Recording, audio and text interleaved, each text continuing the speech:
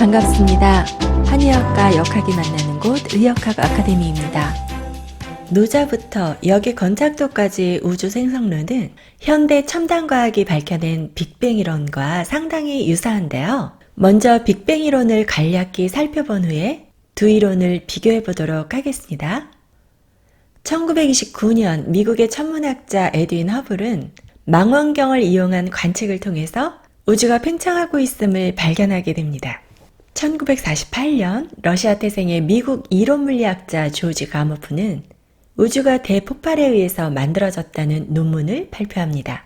1965년 미국의 천체 물리학자 아노 펜지어스와 전파 천문학자인 로버트 우드로 윌슨은 전파 만원경을 통해서 우주 배경 복사를 발견함으로써 빅뱅 이론을 증명하였고 1978년 노벨 물리학상을 공동 수상하게 됩니다.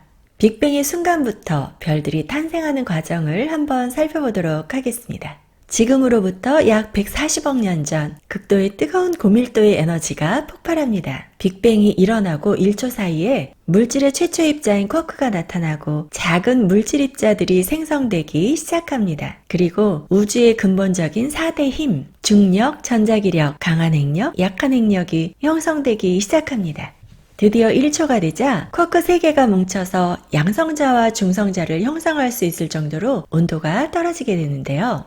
물질을 구성하는 기본 입자인 원자는 전자와 원자핵으로 이루어져 있고 원자핵은 중성자와 양성자로 이루어져 있죠. 그리고 중성자와 양성자는 각각 3개의 쿼크로 이루어져 있습니다. 중성자와 양성자가 결합해서 원자핵을 만드는 과정에는 강한 핵력이 작용하고요. 전자와 양성자를 결속시켜서 원자를 만드는 과정에서 작용하는 힘이 전자기력입니다. 중력은 물질들을 큰 덩어리로 뭉치게 하고 약한 핵력은 원자핵이 전자를 방출하는 과정에서 작용하는 힘입니다. 이렇게 4대 힘이 생기고 쿼크 3개가 뭉쳐질 정도로 온도가 떨어진 이 시기, 바로 빅뱅 후부터 1초 사이에 물질을 만드는 기초가 완성되게 되지요. 그리고 38만 년이 지나자 우주의 온도는 원자가 만들어질 수 있을 정도로 떨어지게 되었습니다. 원자가 만들어지고 나서야 빛이 직진할 수 있게 되었는데 이때의 빛을 우주 배경 복사라고 합니다. 원자가 만들어지기 이전의 시기는 온도와 밀도가 너무 높아서 광자, 전자 등이 뒤섞여서 돌아다니는 플라즈마 상태였는데요. 이때의 빛은 전자에 흡수되었다가 방출되는 과정을 계속 되풀이하였기 때문에 우주는 아무것도 보이지 않는 불투명한 상태였어요. 원자가 만들어지고 빛이 직진할 수 있게 되면서 우주는 불투명한 상태를 벗어나게 되는데요. 이때의 우주를 말게겐 우주라고 부르고 있습니다. 빅뱅 후 10억 년 사이에 중력이 물질들을 끌어당기면서 큰 덩어리들이 탄생하기 시작합니다. 그리고 90억 년 후 태양이 탄생하고 지구가 생겨나게 됩니다. 그런데 빅뱅이 있기 전의 우주는 어떤 상태였을까요? 과학자들은 빅뱅이 일어나기 전의 우주는 아무도 모른다라고 말하고 있습니다. 어떠한 것도 존재하지 않는 무의 세계일 것이라고 추측하고 있지요. 지금까지 설명한 빅뱅 이론을 간단히 정리해보면 아무것도 존재하지 않는 무의 세계에서 에너지가 폭발하고 4대 힘이 생긴다. 쿼크가 형성되고 원자가 만들어진다. 중력에 의해서 은하가 만들어지고 태양과 지구가 탄생한다. 이렇게 요약해 볼 수 있겠습니다. 여기서 잠깐 기에 대한 개념을 한 번 더 정리해보고 갈게요.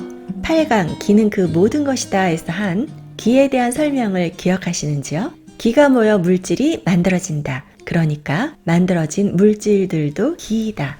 에너지는 기다. 자연계에 존재하는 기본적인 힘도 기다. 그리고 여기 하나 더, 생명체의 모든 생명활동은 기에 의해서 이루어진다. 빅뱅 이론을 정리하면서 기에 대한 개념 다시 한번 정리해봤습니다. 다음은 빅뱅 이론을 간단히 정리한 그림에다가 노자의 우주론을 비교해보겠습니다. 빅뱅 이전의 상태가 어떠한지 아직 아무도 모른다고 했는데 이 상태는 노자가 말하는 도, 무극의 단계로 볼 수 있겠습니다. 그리고 빅뱅 이론에서 쿼크 같은 입자가 생기는 단계를 노자가 말하는 무의 단계, 기가 동하기 시작하는 상태라고 볼 수 있고요. 원자는 물질의 기초가 되기 때문에 유의 상태로 볼 수도 있고 아니면 아직 사람의 눈으로는 볼 수 있는 상태가 아니기 때문에 무의 단계로도 볼 수가 있는데 여기서는 일단 무의 상태라고 표시하도록 하겠습니다. 은하, 태양, 지구 등 물질들이 만들어지는 시기는 만물이 만들어지는 유의 단계와도 같습니다. 이제 공자계사전을 함께 보시죠. 이렇게 양해부터를 만물이 만들어진 단계로 볼 수 있습니다. 열자의 우주론을 빅뱅이론과 대입해보면 상당히 흥미로운 사실을 발견하게 되는데요. 빅뱅에서 에너지와 힘이 있는 상태를 열자의 태초, 기가 드러나기 시작하는 상태라고 본다면 쿼크 같은 입자들이 형성되는 단계를 태시, 만물의 형상이 이루어지기 시작하는 상태로 볼 수 있겠습니다.